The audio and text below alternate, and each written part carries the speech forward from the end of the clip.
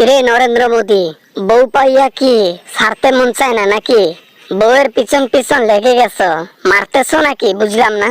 তোমাদের দেশে গেছে, তোমরা কোথায় গাও? গলা গলা ধাক্কা দিয়ে বের করে দিবা তা না, উল্টা বিছানার মধ্যে শোয়াইতেছো। কি করব বলো? 20 বছরের ভালোবাসা, তাকে কিভাবে ছেড়ে দেই?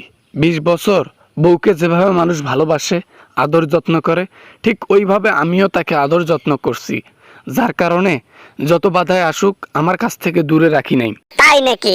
এত বড় ভালোবাসা জানতাম না তো। যাই হোক, জেনে যখন গিয়েছি কিছু কথা বলে নেই। আজকে বাংলাদেশের মধ্যে থেকে যেভাবে হাসিনা সরকার অসম্মানিত হয়ে গেছে, তাকে যেভাবে বের করে দেওয়া হয়েছে, ঠিক ওইখানে থেকে তো ওইভাবে বের করে দিবে ওই ওই জায়গার পাবলিক।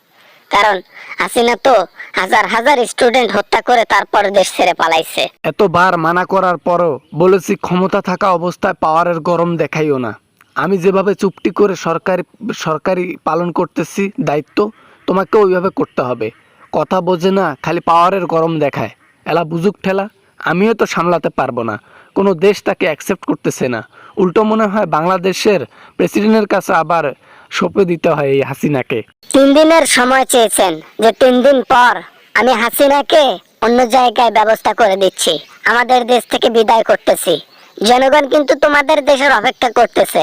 3 দিন হইতে আর 1 দিন বাকি, তাড়াতাড়ি ব্যবস্থা করে ভাগাও। কিন্তু কি করব, কোনো দেশ তো তাকে নিচ্ছে না। যে কাজ করে গেছে, যে কাজ করে আসছে, হাজার হাজার স্টুডেন্ট মেরে ফেলেছে। এই সরকারকে এখন কে অ্যাকসেপ্ট করবে? কেউ তো অ্যাকসেপ্ট করবে না।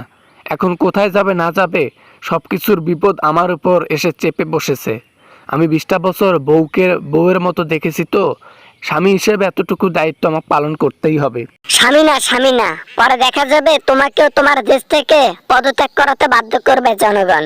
পুরো বিশ্ব দেখেছে শেখ হাসিনা কত বড় নির্লজ্জর মতো কত বড় খারাপ কাজগুলো করেছে। এরকম বেয়াদবকে সরকার আপনার রাখার কোনো প্রয়োজন নেই। আপনি বাংলাদেশে তাকে পাঠায় দেন, বাংলাদেশের লোকের হাতে তুলে দেন, জনগণ যা করবে করবে। অপরাধ করেছে জনগণের সাথে, শাস্তি কিন্তু জনগণই দেবে। দেখি ইউরোপের কোনো দেশের মধ্যে যদি ওকে অ্যাকসেপ্ট করে, তাহলে ইউরোপের কোনো দেশের মধ্যে রাখি দিতে হবে। তোমাদের হাতে তুলে দিলে ওর তো চামড়াও খুঁজে পাওয়া যাবে না। তোমাদের তো রাগ আছে এখনো, হাজার হাজার মানুষ হত্যা করেছে। এই রাগগুলো যদি ওর উপর ঝাড়া হয়, ফুলের টোকার মতো একটা করে টোকা পড়লেও তো ওর চামড়া থাকে না। এ মোদে তুই বেশি বাড়াবাড়ি করতেছিস। ওকে তুই তাড়াতাড়ি ছেড়ে দে, নয়তো বাংলাদেশের মানুষ তোর উপর গিয়ে হামলা করবে বলে দিলাম। তুইও তো ক্ষমতা জোর করে নিয়ে বসে আছিস। তোমাদেরও দেশের মানুষ তোমার উপর ক্ষিপ্ত, বোঝো ঠেলা। তোমাকেও যখন পেলবে না, ওই হাসিনার মতো বেকা হয়ে অন্য দেশে গিয়ে স্থান নিতে হবে।